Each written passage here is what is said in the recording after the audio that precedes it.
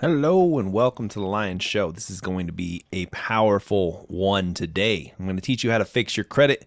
I'm going to teach you how to remove all the negative items from your credit. I'm going to spill the secret sauce on how the whole credit industry works and everything. So this is really powerful. If you've ever wanted to fix your credit, if you've ever wanted to change your life so you can buy a house, get a car, get a proof for credit cards or loans, this is for you. How to remove negative items from your credit like a boss. First, you have to view your credit. You have to know what your credit is. You have to look at it. You got to analyze it. You got to be an adult and do the boring work of looking at your stupid credit report so that we can know what we're going to fix so that we can start to change your life. Step one of fixing your credit is fixing your personal information. Literally the first thing on your credit report, it's going to say your name. It's going to say what addresses you lived at or what address they have on file. That's going to say what your phone number is. It's going to say your social security number, etc. And if any of these are inaccurate, if any of the information on your credit report is inaccurate, we need to make sure that the credit bureaus know that. Okay? Because that's the number one easiest way for us to start to knock things off your credit is say, hey, look, none of these addresses are mine. This is my address. Make this my address on my credit report right now. And then we can remove all the other addresses or the misspellings of your name. That's another big one. Or anything that is not contingent. But here's how the credit game works. Big institutions and banks lend money, right, out to people. People get the money and they either pay it back or they don't. Okay? And the reason that it's actually hard to remove things off of your credit is because imagine this. If everybody was able just to get a loan for $100,000 and then not pay it back and then just go through some crap and just have it removed off their credit report in like 30 days, the entire system would fall apart. Okay? That being said, this is how you can consistently remove things off your credit score. Remove things off your credit report. Anything. You can literally remove anything off your credit report. You have rights. You have your consumer rights. And I'm on your side, okay? I'm not on the bureau's side. So now we're going to talk about how to fix your credit. And the first step to fixing your credit, making sure that your personal information is on there, okay? Because look, these credit bureaus, right? They're reporting, or our rights as consumers says that everything, according to all the bureaus, has to be correct. Okay, because think about it, this is affecting your life. Your credit report stops you from being able to buy a house, buy a car, get a loan. And in order for us to take advantage of the credit system, we have to make sure that everything on our credit report is 100% accurate. Because if something on our credit report is not accurate, yet it is affecting our ability to buy groceries, to buy a house and buy a car, that is breaking the law and is affecting your rights as a consumer. Okay, so we need to find inaccuracies on our credit report, which there's tons of them, totally has control over your life. So we need to basically show the collectors and the credit bureaus that the stuff that is hurting our livelihood is inaccurate. And if we can prove that it's inaccurate through what I'm going to teach you, we can have it removed off of our credit because we have rights, and that's basically how this whole thing goes. So the first thing we're going to look at is your personal information on your credit. And how to make sure that your personal information is correct is basically you're going to have to do a couple things. All right, you'll need to, first of all, I recently had to do this where I literally changed my address on my driver's license just so I could show the credit bureaus that I actually live at this address so that I could get everything that was at other addresses taken off of my credit report, okay? But you're going to have a driver's license and a utility bill showing that you live at one specific address. Once you do that, you can remove all of the negative inquiries off of your credit report that are not at that address. Super powerful, okay? But the fastest real way to get your personal information correct is to call the bureaus, okay? So how do you call the bureaus? Well, here's the numbers. You can do 1-800 blah, blah, blah. And whenever you call the bureaus, you want to ask for a U.S. representative, okay? Because otherwise you'll talk to someone overseas. And what you don't want is your interaction with these bureaus really comes down to the person that you talk to on the end of the phone, okay? If they're chill and they're going to help you out, work with that person, okay? If they're being a pain in the ass and they're a by the book ass freaking credit person, hang up and call back, okay? But you can also send letters, okay? And I'm going to try and I'm going to put the links to all the letters down below, and I'm going to basically give you all the letters. So at the end of this call, I'm going to also explain, though, why the templated letters are just there to start the letter, but they don't work, okay? Template letters are for losers, okay? But the letters that you can send will do it all for you. And sending letters is really powerful. But you can also just call them and have them remove everything else on your credit report that is not 100% accurate. But we're starting first with your personal information, okay? We want to remove all of the wrong addresses, all the wrong phone numbers, all the wrong names. So like some will have your middle name on there, or some will just have a blatant misspelling of your name on your credit report, okay? And the fastest way is to call them. And if you want to call them, I'll give you a script as to what to say, or you can send letters. So you want to remove everything and you want to keep your credit up to date. Okay, now we're going to talk about inquiries. Again, honestly, inquiries only really affect your credit report when you're trying to get more credit, because an inquiry is like, hey, you go and you apply for a credit card and you get denied. And once you get denied, now you have an inquiry, meaning you looked into getting it on your credit report. And if the banks see that you have a ton of inquiries on your credit report, they're going to think that you're desperate for money, and they're not going to give you a loan, okay? But inquiries, I just got a new client with our credit repair, and she has 41 inquiries. I was kind of impressed, to be honest with you. But I'm going to get them all removed, and we can get them all taken off really quickly. So how to remove hard inquiries. And this is what we do inside of our funding for people, is like if we get denied for a line of credit, we call and we remove the hard inquiry as fast as we can. The fastest way, again, is to call the bureaus and talk to the fraud department, okay? But first, the best thing that we can do is freeze your LexisNexis and your smaller accounts, because if you freeze the accounts, these big bureaus, they've got too much shit going on. They don't actually have any of your data. If they're told that they have to prove something happened, they're just going to go pull all their data from LexisNexis. So if your account is frozen at LexisNexis and you say, hey, I need you to remove this hard inquiry because it's inaccurate, they're going to try and prove that it's accurate, but then they're going to go to LexisNexis, and LexisNexis is going to be like, oh, we're frozen. We can't prove anything. And they're going to have to remove it, because if they can't prove something on your credit, 100% they need to remove it from your credit, because it's affecting your rights as a consumer. So you freeze your account, and then you can call the bureaus. I got the script on the next slide. But you can also send them a dispute letter if you want to do it by mail and you don't want to talk to anybody. But don't sign the letters, okay? Here is the dispute by mail. And make sure, like, when you're going to call them, you're going to push 2 to the bureaus, and you're going to ask for the fraud department, okay? And you're going to basically say, hello, my name is blank, and I'm calling because I noticed inquiries on my credit report that I did not authorize. I have already contacted each company, and I was told to contact you. Rep, was it fraud? You're going to say, I'm not sure, but I do know I never gave this company permission to access my credit. Have you filed a police report? No, I only contacted the company and was told to contact you. They may try and transfer you to the fraud department, and this is okay. Just proceed with the script anyway. Rep, what are the inquiries you don't recognize? Here is where you tell them all the inquiries that you don't recognize and the dates you already have the information in front of you, okay? The rep will place a hold on your thing or whatever, and they may freeze your account, but you can just get it removed and politely decline for them to freeze if you possibly can. Updates will take 1 to 2 days. So boom, you just literally got hard inquiries removed off your credit card in 1 to 2 days, and then you can move on with your life. Here's the letter. Since we're talking about inquiries, the law is that you cannot put a hard inquiry on somebody's credit report without your consent, and you have to sign something. So if you never signed something for any of these hard inquiries, you can get them removed legally. Because in order for them to do a hard inquiry, you have to sign something that says, yes, you can pull my credit.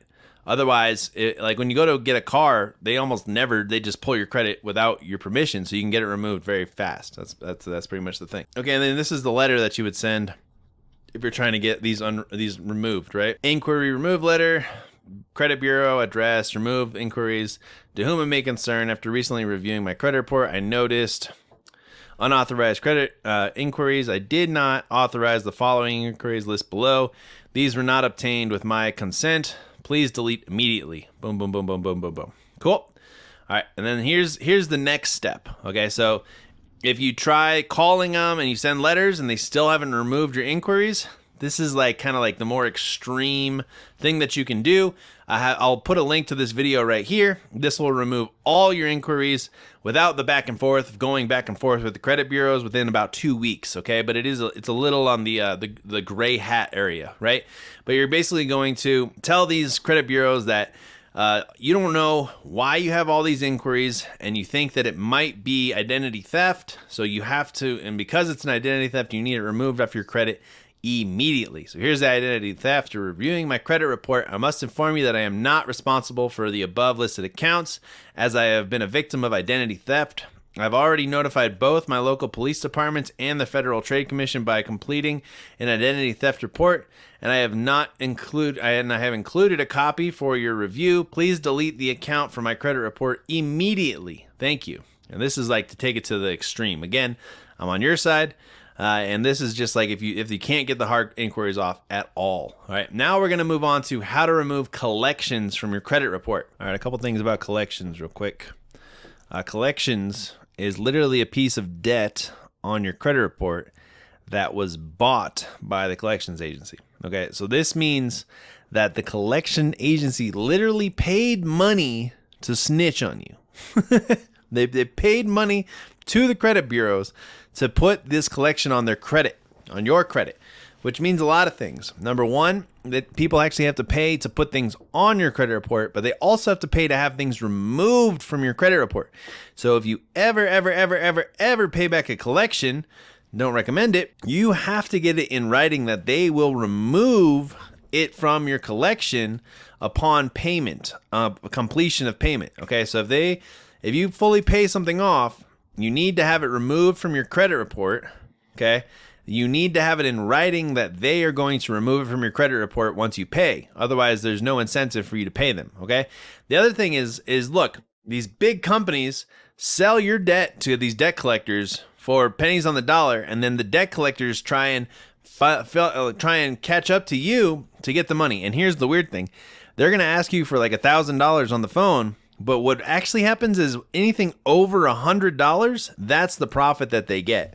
Okay, so you can negotiate, and if you have to get these collections off or you want to get them off quick, I would always just recommend negotiate the living crap out of it until you get the absolute bottom dollar out of these people, and then you can pay it, and only pay it if they will remove it off your credit report. Otherwise, there's no point in doing it. Okay, a collection in most cases are from your debt getting sold for pennies on the dollar. And then they make money off you, basically. So if you don't pay something, whatever company that sold it to the debt collector, they literally sold your debt to them, right? And they wrote it off as a tax deduct. Okay, so there's always going to be gaps from the information, and the information that they put on your credit report should be 100% accurate, or else we can get it removed. Number 3 is do not, under any circumstances, admit that the debt is yours.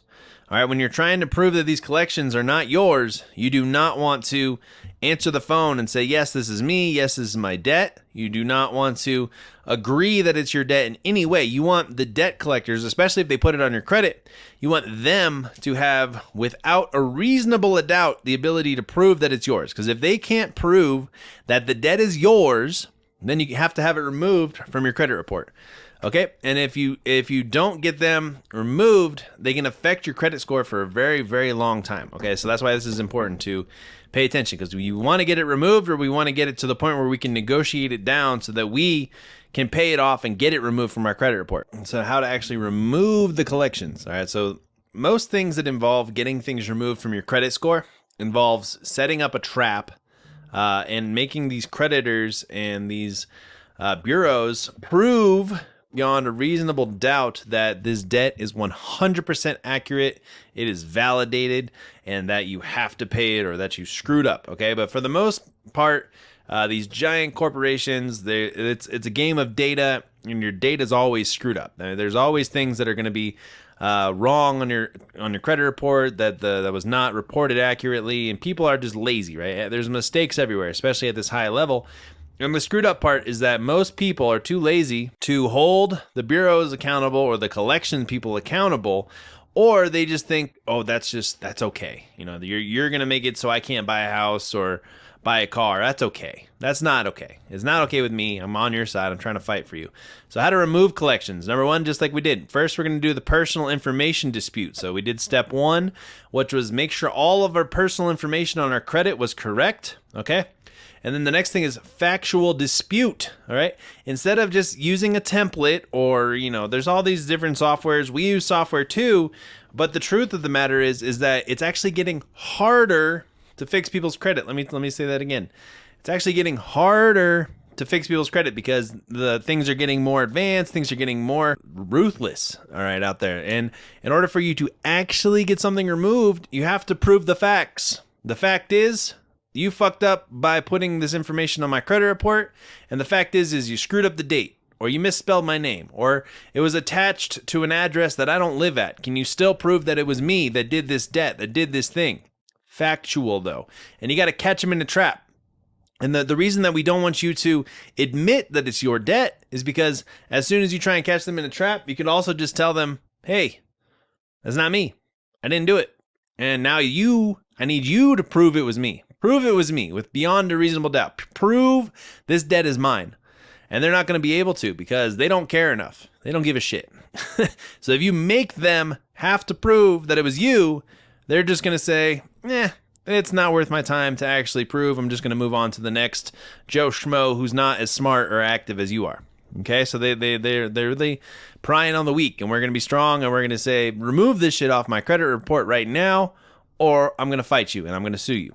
Okay, factual disputes, data furniture dispute. Basically, you go to the collection agency. You say, first you tell the credit bureaus, hey, I need you to prove that this was me. Then you're going to go to the collection agency. And you're going to say, hey, I need you to prove that everything that you're putting on my credit report is 100% accurate. Okay. And then if they don't reply within 30 days of you sending them a letter, or if they just ignore you, you hit them with a violation. You're going to say, hey, look, motherfucker, I said you need to prove to me that this is mine. You didn't get back to me. Or I need you to prove, and like usually what'll happen is they'll send you a letter and they'll just say, oh yeah, this is correct. And then you're going to fire back one more letter that's going to say, how did you verify that this was correct? How did you do it? And then they're not going to reply anything because they're lazy and they don't have they're not set up the right way. And they're going to say, okay, we didn't actually verify it. And then you hit them with the violation. And then you send proof of that violation to the CFPB, which is basically what protects us as consumers. The CFPB is part of the government, and the government will sue the bureaus or the creditors on your behalf because somebody has to stand up for us, and they're basically our go-to. But you don't go just straight to the CFPB. You have to do this stuff first.